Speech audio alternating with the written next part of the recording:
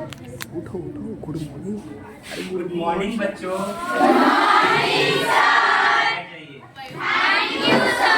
आप कैसे हैं? बढ़िया है। कुछ पढ़ना है आप लोग को? हमें तो पढ़ाने का मन नहीं है।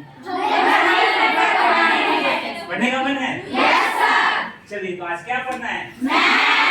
मैथ। आज का तारीख क्या हो गया आपका?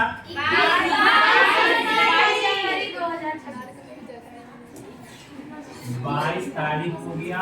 पहला महीना हो गया। कौन सा डे है ये? आलेख। क्या पढ़ाते हैं? आलेख। आप लोगों का 8th क्लास का अध्याय 13 में एक विषय है आलेखों से परिचय। आलेखों से परिचय। आखिर आलेख होता क्या है? कोई बता सकते हैं आलेख? जो बता सकते हैं बताइए। आलेख क्या होता है, क्या समझते हैं उससे? कोई आलेख पढ़े हो ना जी, बताओ। जी बताइए। सर, आलेख मुख्य तौर पर हमको उसका यह उद्देश्य रहता है कि हम लोग बहुत सारी भारी भारी संख्याओं को कैसे उसको चित्र द्वारा अच्छे से और आसानी से और जल्दी सीख सकें। वाह, बहुत अच्छा, क्लैपिंग कीजिए। Well done. जैसे इन्होंने जवाब दिया, हमें लगता है आप लोग के पास भी है जवाब, लेकिन आप लोग बोल नहीं पा रहे। डरना नहीं है, गलत हो होने दीजिए। जो मन में है पहले वो बोलिए। सही होगा, गलत होगा, उसका डिसीजन तो हम लेंगे ना। गलत होगा तो मिल के सीखेंगे, है कि नहीं? बताइए, आलेख के बारे में और कुछ बताइए। गणितीय संख्याओं को चित्र द्वारा दर्शाया जाता है, उसे आलेख कहते हैं। बहुत अच्छा, बहुत अच्छा। बैठो। और नहीं, चलो ठीक है।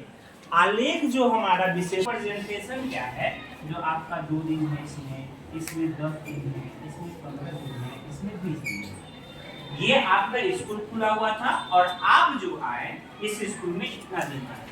तो मैं बोला ये डेटा जो लिखना है किसी के सामने इतना लिख के रख दीजिएगा, तो क्या उसको समझ में आएगा इस बात को?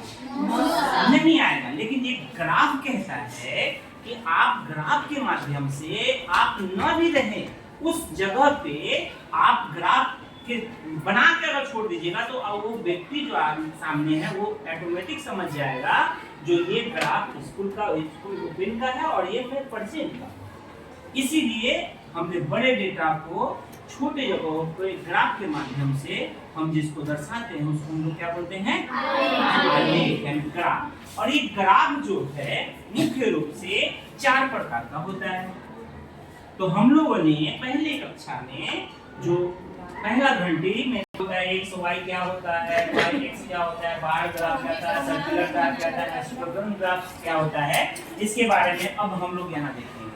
तो एक ग्राफ जो बनता है उसके लिए जो मूल्य, जो चीजों को हम लोग जानना जरूरी है वो क्या है वो देखते हैं। ठीक है?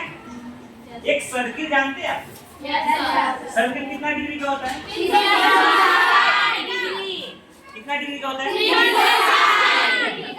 एक जो सर्किल होता है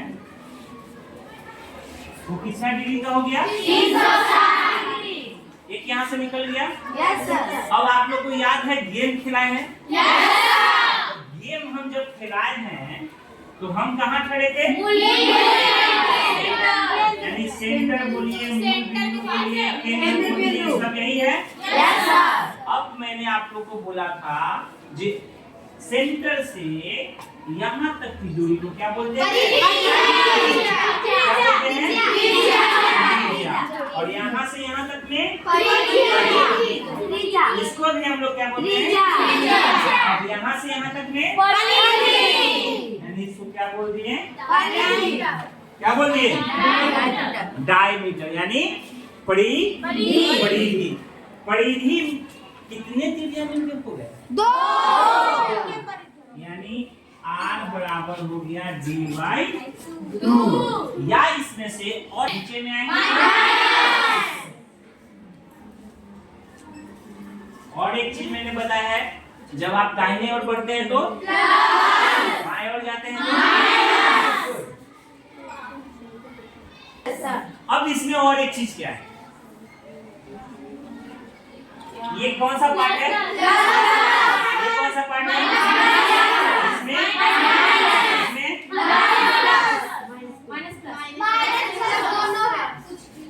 इसमें प्लस, इसमें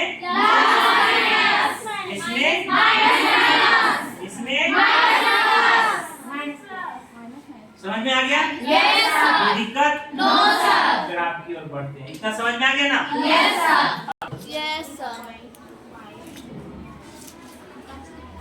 क्या है ये? ग्राफ है ये कौन सा ग्राफ दिख रहा है आपको? Lining graph. इसको अच्छे से स्टे करेंगे, यहाँ रख के करना था, मैं यहाँ दिखा रहा हूँ। ये लाइन कौन सा ग्राफ है? अब इस ग्राफ के माध्यम से मल्टीप्लाई भी पढ़ सकते हैं। कैसे? मैंने कितना लिखा है यहाँ? चलो आ जाओ, 2 आ जाओ। कितना से है? 1 नीचे रखो। कितना है? 1 है ना? आपको आंसर कितना लाना है? 2। कितने जगह ये काटा? 2 एक जगह और एक कितने जगह? 2 जगह। इसीलिए 2 आपको आंसर आया है। समझ में आया? अगर 2 को 2 से करेंगे तो कितना आएगा? 4। देखो एक और नीचे रखो। कितना जगह काटा? 2। कितनी जगह? 2। कितना आया? 4। अगर 3 से करेंगे तो कितना हो गया? 6। कितना जगह कट किया है? 1 2 3 4 5 6। तो इससे जो पहले के समय था तो गुना का जब नंबर का याद नहीं था तो इसी से पहले गुना सीखते। और ये बहुत पावरफुल है बच्चों के लिए। तो एक अमूर्त जैसे मतलब कोई आदमी को देख के सीखने वाली चीजें होती हैं, वो सीखता है, बच्चा करके सीखता है। इसीलिए हम आपके यहाँ आए हैं जो इसको इस तरह से भी हम लोग गुना कर सकते हैं। ठीक है, चलिए ग्राफ बन गया आपका। अस्पताल में एक रोगी है जो उसका जो प्रति घंटे में उसका जो तापमान बढ़ रहा है और घट रहा है, उसको इसमें दर्शाया गया है। तो सबको यहाँ पे समझ में आ रहा है?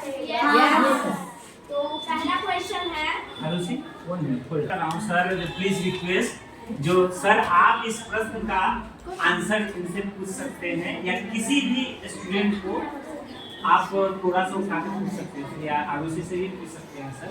चलो जी, ये तो चैलेंजेस वाला क्वेश्चन आ गया है ना। कितने की धड़कनें तेज हो गई? नहीं हुई है ना? इसी से पूछ सकते हैं ना। यही डेडिकेशन होना चाहिए पढ़ने के लिए, ठीक ना?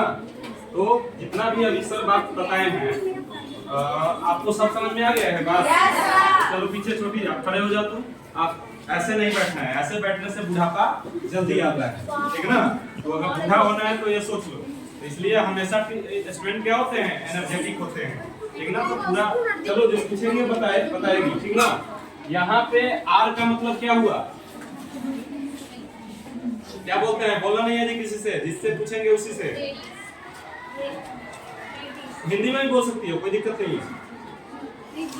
त्रिज्या। चलो डी का मतलब क्या हुआ?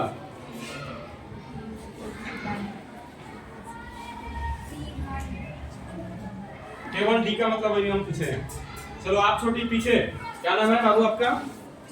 पीछे उसके साइड में। हाँ क्या नाम है? बोलो जोर से, बैठ जाओ। हाँ शालिनी। ओके ठीक है, चलो बताओ डी को क्या बोलते हैं?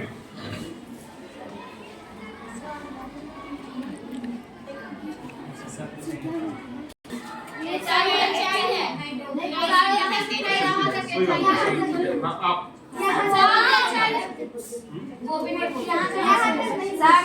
चलो छोटी आप पीछे सही उसको। हाँ आपका नाम बताइए अपना। पता है क्या वो सही बताई हैं?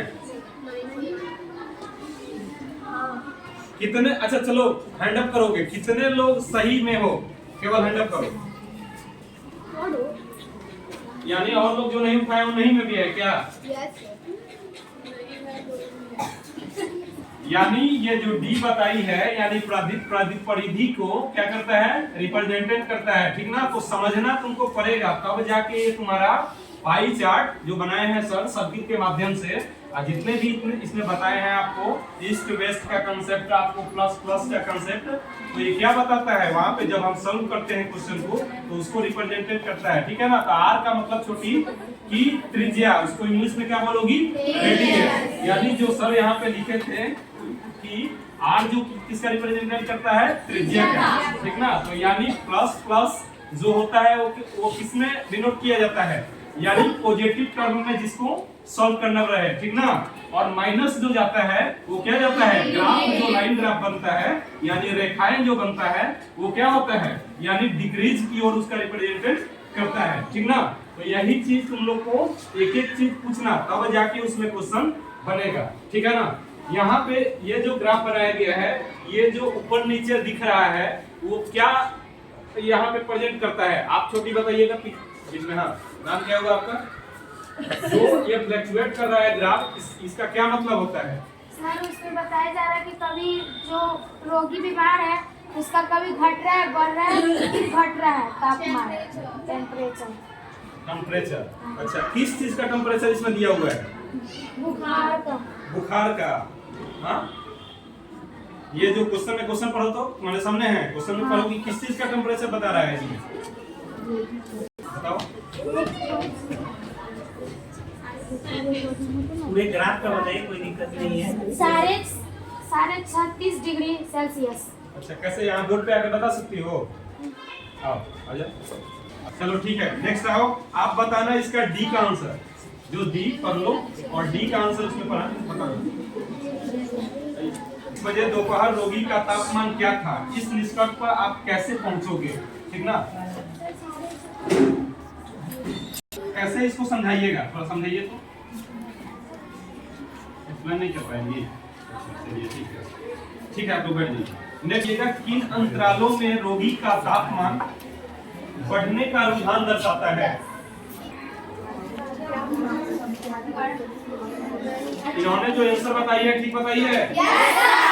चलिए सुजीत सर आप बताइए इनको समझा के कि 11 बजे कैसे हुआ।